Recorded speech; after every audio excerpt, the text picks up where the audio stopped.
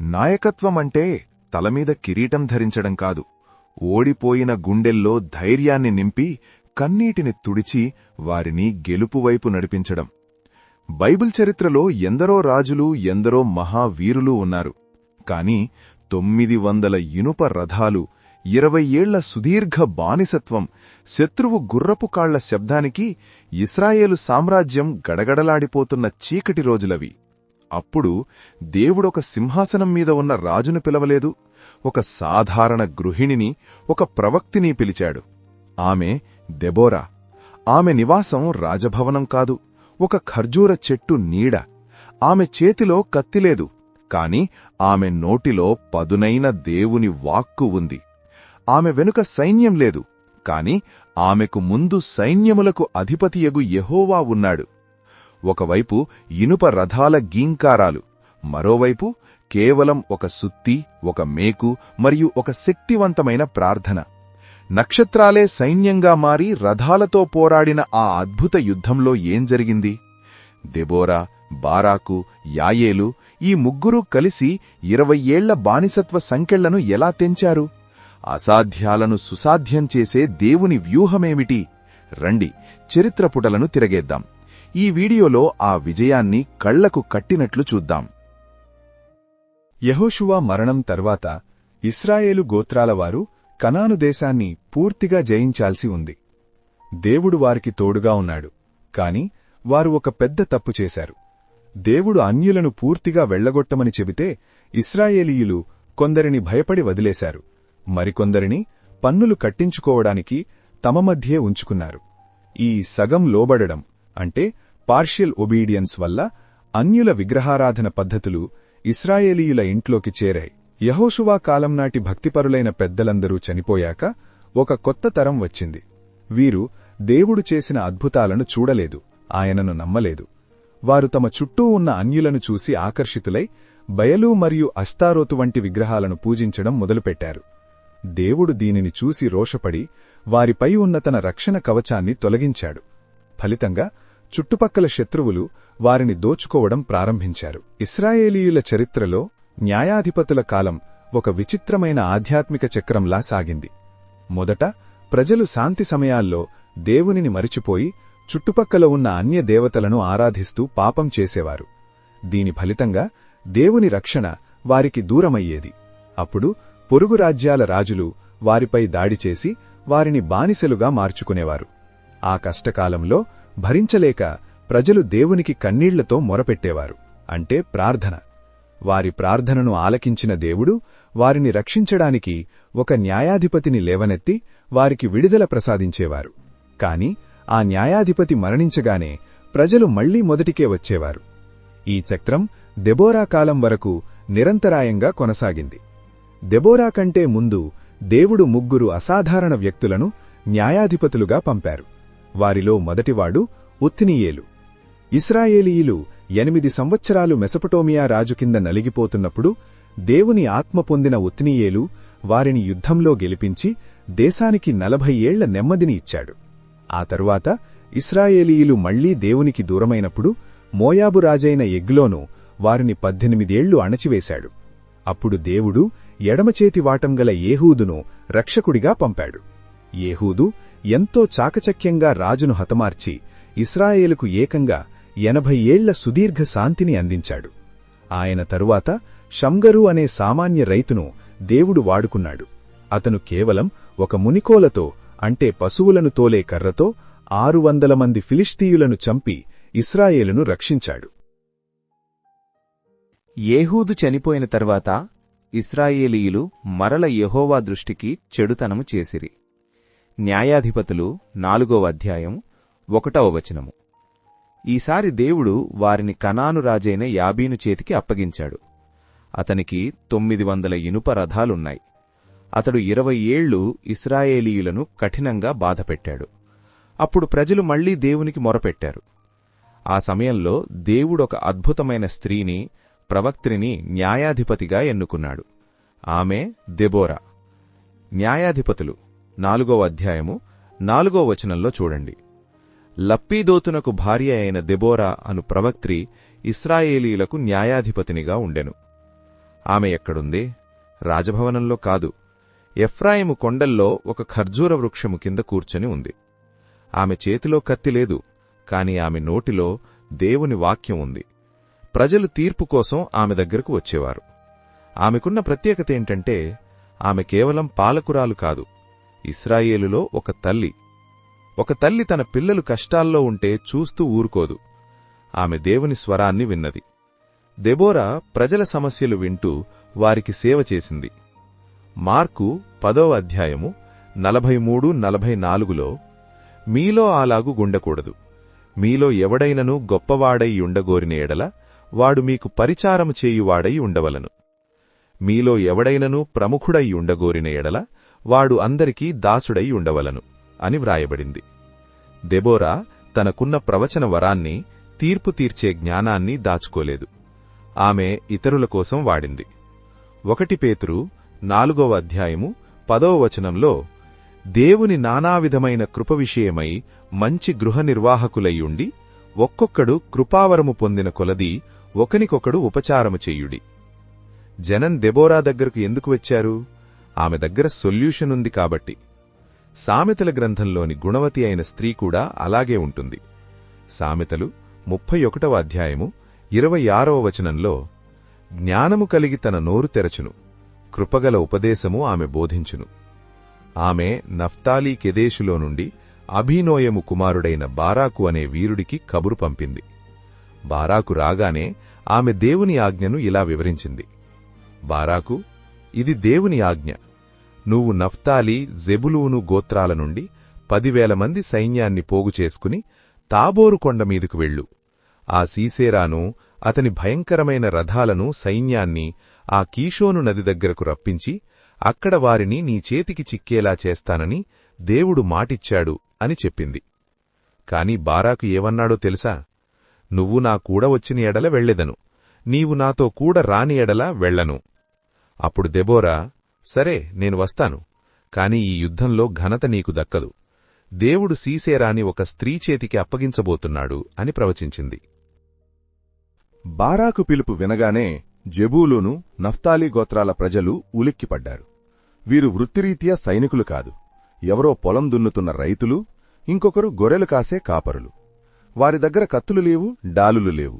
అయినా సరే బారాకు పిలుపు విని చేతికి దొరికిన కర్రలు, రాళ్లు, వ్యవసాయ పనిముట్లు పట్టుకొని యుద్ధానికి సిద్ధమయ్యారు. చూస్తుండగానే కెదషు ప్రాంతం జనసంద్రమైంది. 10, 100 కాదు, ఏకంగా 10,000 మంది పురుషులు పోగయ్యారు. బైబిల్లో న్యాయాధిపతులు 4:10లో బారాకు జెబూలూనీయులను, నఫ్తాలీయులను కెదషునకు పిలిపించినప్పుడు 10,000 మంది మనుష్యులు అతని వెంట వెళ్ళిగి అని ఉంది. అంటే వారు బారాకును తమ నాయకుడిగా పూర్తిగా నమ్మి అతను ఎక్కడికి నడిస్తే అక్కడికి, చావుకైనా సరే తెగించి వెనుక నడిచారు. ఇది బారాకు నాయకత్వ పటిమకు నిదర్శనం. ఆ 10,000 మందికి గుండెధైర్యం ఎక్కడ్నుండి వచ్చింది? వారి ఆయుధాలను చూసి కాదు, వారి పక్కన నిలబడ్డ ఒక స్త్రీని చూసి. దెబోరా వారితో కూడా వెళ్ళింది. ఆమె కేవలం మనిషిగా వెళ్లలేదు, దేవుని ప్రతినిధిగా వెళ్ళింది. ఆ సైనికులు ఆమెను చూసినప్పుడు దేవుడు మన పక్షాన ఉన్నాడు, ఈ యుద్ధం మనదే అనే నమ్మకం వారిలో బలపడింది. ఒకవైపు బారాకు కత్తిపట్టి ముందు నడుస్తుంటే మరోవైపు దెబోరా ప్రార్థనతో వారిని వెనుక నుండి నడిపించింది. కెదెషులో ఆ రోజు జరిగిన సంఘటన అద్భుతం. భయంతో బతుకుతున్న సామాన్య ప్రజలు బారాకు పిలుపుతో, దెబోరా ప్రోత్సాహంతో ఒక మహా సైన్యంగా మారి ఆ 900 ఇనుప రథాలను ఎదుర్కోవడానికి తాబోరు కొండవైపు అడుగులు వేశారు. బారాకు తాబోరు కొండపై ఉన్నాడని తెలుసుకున్న సీసెరా తనకున్న 900 ఇనుప రథాలను, మొత్తం సైన్యాన్ని కీషోను వాగు దగ్గరకు రప్పించాడు. మైదానంలో రథాలు చాలా బలంగా ఉంటాయి. దెబోరా బారాకుతో, లెమ్ము, దేవుడు నీకు ముందుగా వెళుతున్నాడు, ఈరోజే విజయం నీది అని చెప్పింది. బారాకు 10,000 మందితో కొండ దిగి వచ్చాడు. కాని యుద్ధం చేసింది బారాకు కాదు, యెహోవా. దేవుడు సీసెర సేనలో ఒక భయంకరమైన గందరగోళాన్ని సృష్టించాడు.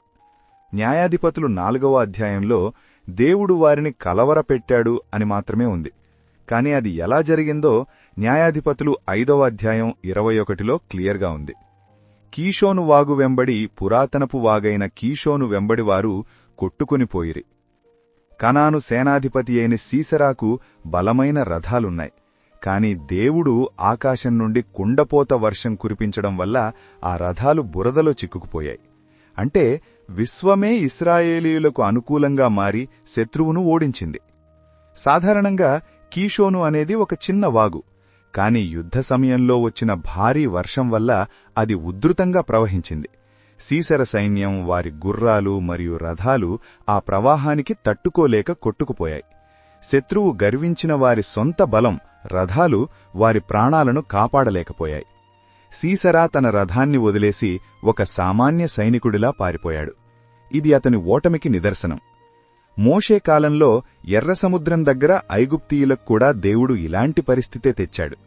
నిర్గమకాండము 14వ అధ్యాయం 25లో వారి రథచక్రములు ఊడిపడునట్లు చేయగా వారు బహు కష్టపడి తోలుచుండిరి.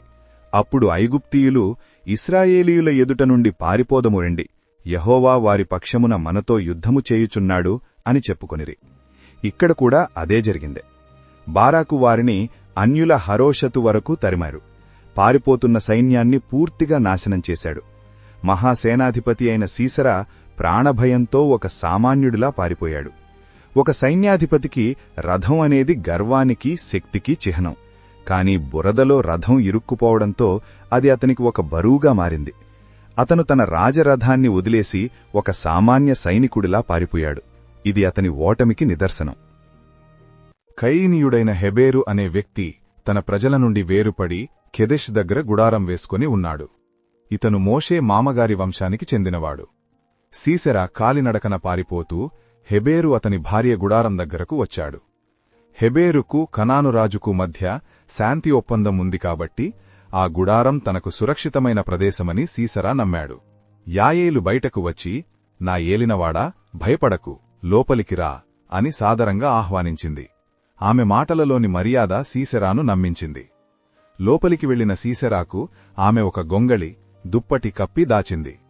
అలసిపోయిన సీసెరా దప్పికతో కొంచెం నీళ్ళివ్వు అని అడిగాడు. కాని యాయేలు ఒక పాలబుడ్డి విప్పి అతనికి పాలిచ్చింది. పాలు తాగడం వల్ల కలిగే మత్తు, ఆ గొంగళి వెచ్చదనం సీసెరాను గాఢనిద్రలోకి జారుకునేలా చేశాయి. నిద్రపోయే ముందు సీసెరా ఆమెకు ఒక ఆజ్ఞ ఇచ్చాడు.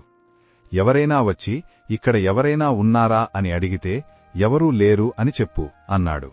అంటే అతడు తన భద్రతను ఒక స్త్రీ చేతిలో పెట్టి నిశ్చింతగా కళ్ళు మూశాడు.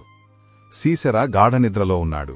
అది ఒక సామాన్య స్త్రీకి దొరికిన అసాధారణ అవకాశం.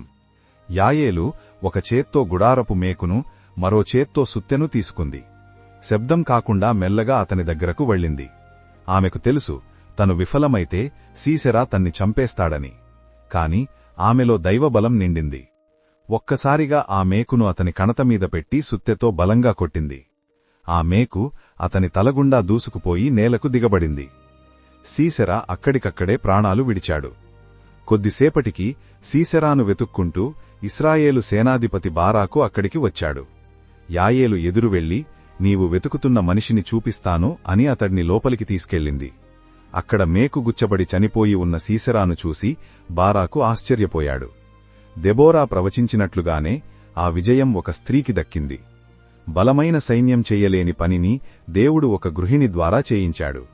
యాయేలు తనకు అందుబాటులో ఉన్న వస్తువులనే మేకు, సుత్తెను ఆయుధాలుగా మార్చుకుంది. సీసెరా ఒక యుద్ధవీరుడు, కాని అతడు రాజకీయ ఒప్పందాలను నమ్మి అజాగ్రత్తగా ఉన్నాడు. కీర్తనలు 118:9లో ఇలా ఉంది, యెహోవాను ఆశ్రయించుట మేలు. సీసెరా దేవుని ప్రజలను హింసించాడు, కాబట్టి ఏ మానవ ఒప్పందమూ అతనికి రక్షణ ఇవ్వలేకపోయింది. యాయేలు వద్ద కత్తులు లేదా ఈటెలు లేవు. ఆమె ఒక సాధారణ గృహిణి, కాని ఆమె తన చేతికి దొరికిన గుడారపు మేకు మరియు సుత్తె ఉపయోగించింది. దేవుడు మనకు ఉన్న సాధారణ నైపుణ్యాలను అసాధారణ విజయాల కోసం ఉపయోగిస్తాడు. మోషే చేతిలో ఉన్న కర్రను దేవుడు ఎలా వాడాడో, యాయేలు చేతిలో ఉన్న మేకును కూడా అలాగే వాడాడు. 1 కొరింథీయులకు 1:27లో బైబిల్ ఇలా చెప్తుంది, లోకములో బలహీనులైన వారిని దేవుడు ఏర్పరచుకొని ఉన్నాడు. చరిత్రలోనే నిలిచిపోయిన ఆ మహా విజయాన్ని దెబోరా, బారాకులు ఒక పాటగా పాడారు. అదే న్యాయాధిపతులు 5వ అధ్యాయం. ఈ పాటలో దాగున్న నిజాలేంటో చూద్దాం.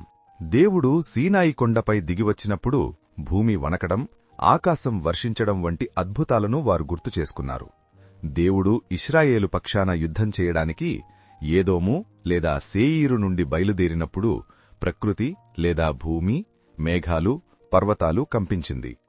ద్వితీయోపదేశకాండము 33:2లో యెహోవా సీనాయి నుండి వచ్చెను, సేయీరులో నుండి వారికి ఉదయించెను, ఆయన పారాను కొండ నుండి ప్రకాశించెను, వేవేల పరిశుద్ధ సమూహముల మధ్య నుండి ఆయన వచ్చెను, ఆయన కుడిపార్శ్వమున అగ్నిజ్వాలలు మెరియుచుండెను.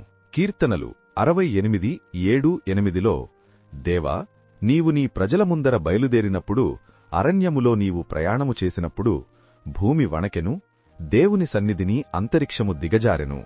ఇశ్రాయేలు దేవుడగు దేవుని సన్నిధిని ఆవలి సీనాయి కంపించెను. దెబోరా న్యాయాధిపతిగా రాకముందు ఇశ్రాయేలు పరిస్థితి చాలా భయంకరంగా ఉండేది. షమ్గరు మరియు యాయేలు దినములలో ప్రజలు భయంతో రాజమార్గాలలో నడవలేక దొంగదారులలో అంటే కాలిబాటల్లో నడిచేవారు. ఇశ్రాయేలులో నాయకత్వం చచ్చిపోయింది. అప్పుడు దేవుడు దెబోరాను లేవనెత్తాడు. ఆమె ఒక సాధారణ నాయకురాలిగా కాకుండా ఇశ్రాయేలులో ఒక తల్లిగా నిలబడింది. ఆ సమయంలో 40,000 మంది ఇశ్రాయేలీయుల దగ్గర కనీసం ఒక్క ఢాలుగాని ఈటగాని లేని నిస్సహాయ స్థితిలో వారున్నారు. యుద్ధం మొదలైనప్పుడు సమాజంలోని అన్ని వర్గాల ప్రజలను దెబోరా పిలుస్తోంది. తెల్లగాడిదలపై ఎక్కే ధనవంతులు, తివాచీలపై కూర్చునే అధికారులు, కాలినడకన వెళ్లే సామాన్యులు అందరూ ఈ దేవుని కార్యంలో పాలు పంచుకోవాలని ఆమె కోరుతోంది. బావి దగ్గర నీళ్లు తోడుకునేవారు కూడా శత్రువుల భయం లేకుండా దేవుని నీతిక్రియలను చెప్పుకుంటున్నారు.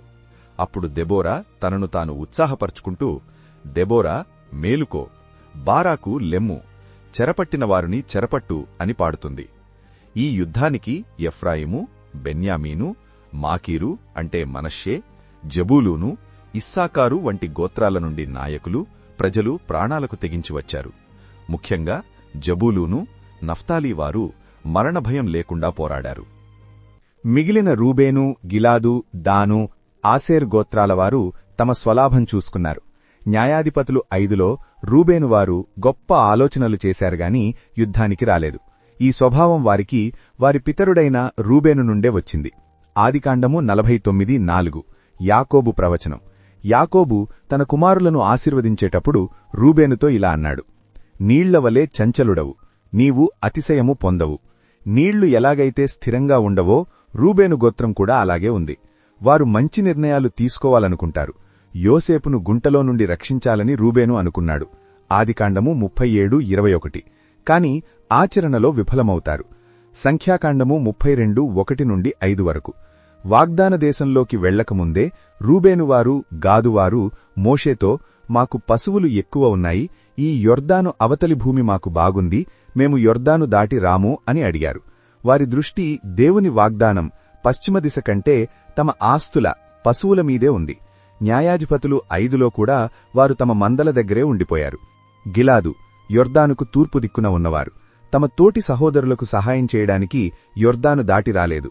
సంఖ్యాకాండము 32:6-7. వారు యొర్దాను అవతలే ఉంటామని అన్నప్పుడు మోషే వారిని తీవ్రంగా మందలించాడు. మీ సహోదరులు యుద్ధమునకు పోవుచుండగా మీరిక్కడ కూర్చుండవచ్చా? న్యాయాధిపతులు 5లో వారు చేసిన తప్పు సరిగ్గా ఇదే. అప్పుడు మోషే బలవంతం మీద యుద్ధానికి వెళ్లారు. కాని దెబోరా కాలంలో ఎవరూ బలవంతం చేయకపోయేసరికి వారు రాలేదు. న్యాయాధిపతులు 5లో దానుగోత్రపు వారు ఓడల దగ్గర ఉండిపోయారు. న్యాయాధిపతులు 18వ అధ్యాయం. దానుగోత్రపు వారికి కేటాయించిన స్థలంలో వారు ఉండలేకపోయారు, శత్రువులను జయించక. అందుకని వారు వేరొక స్థలాన్ని వెదుక్కుంటూ లాయిషు అనే ప్రాంతానికి వెళ్లారు. యుద్ధం కష్టంగా ఉన్నప్పుడు దేవుని చిత్తాన్ని నెరవేర్చడం కంటే తమకు లాభం ఎక్కడుందో, ఎక్కడ సుఖంగా ఉంటుందో అక్కడికి వెళ్లిపోవడం దానుగోత్రపు లక్షణం. న్యాయాధిపతులు 5లో ఆసేరువారు సముద్రతీరంలో సుఖంగా ఉండిపోయారు. ఆదికాండము 49:20 యాకోబు ప్రవచనం. ఆసేరు వలన కలుగు ఆహారం పుష్టిగలది, అతడు రాజయోగ్యమైన రుచిగల పదార్థములు ఇచ్చును. ఈ ప్రవచనం ప్రకారం ఆసేరు గోత్రపువారు మంచి ఆహారం, సంపద మరియు విలాసాలకు అలవాటు పడతారు. న్యాయాధిపతులు 1:31-32. ఆసేరువారు తమ ప్రాంతంలోని కనానీయులను వెళ్లగొట్టలేదు. బదులుగా వారు కనానీయుల మధ్య నివసించటానికి ఇష్టపడ్డారు. ఎందుకంటే ఆసేరు సముద్రతీరంలో, తీరు, సీదోను ప్రాంతాల్లో వ్యాపారం బాగా జరిగేది. యుద్ధం చేసి కష్టపడటం కంటే శత్రువులతో రాజీపడి సుఖంగా జీవించటం మేలనుకున్నారు. అందుకే దెబోరా పిలిచినప్పుడు కూడా వారు రాలేదు. యుద్ధం మెగిద్దో దగ్గర జరిగింది. కనాను రాజులు వచ్చారు కాని వారికి ఒక్క వెండి నాణెం కూడా లాభం దొరకలేదు. కీషోను వాగు పొంగివారిని కొట్టుకొనిపోయేలా చేసింది. సిసెరా నమ్ముకున్న ఇనుప రథాలు ఆ బురదలో వరదలో కొట్టుకుపోయాయి. దేవుని సృష్టి శత్రువులను తొక్కేసింది. అయితే ఈ సమయంలో మేరోజు అనే ఊరిని దేవుని దూత శపిస్తాడు. ఎందుకంటే వారు దేవుని సహాయానికి రాలేదు. శత్రువుకు సహాయం చెయ్యకపోయినా దేవుని పక్షంగా నిలబడకుండా తటస్థంగా న్యూట్రల్గా ఉండటం కూడా పాపమేనని ఇక్కడ నేర్చుకోవచ్చు. యాకోబు 4:17లో చెప్పినట్లుగా మేలైనది చెయ్యనెరిగియు అలాగు చెయ్యని వానికి పాపము కలుగును. యాయేలు ఒక స్త్రీ ధైర్యంగా సిసెరాను చంపి ఆశీర్వదించబడింది. కాని మేరోజు ఒక ఊరు మొత్తం ఏమీ చేయనందువల్ల శపించబడింది.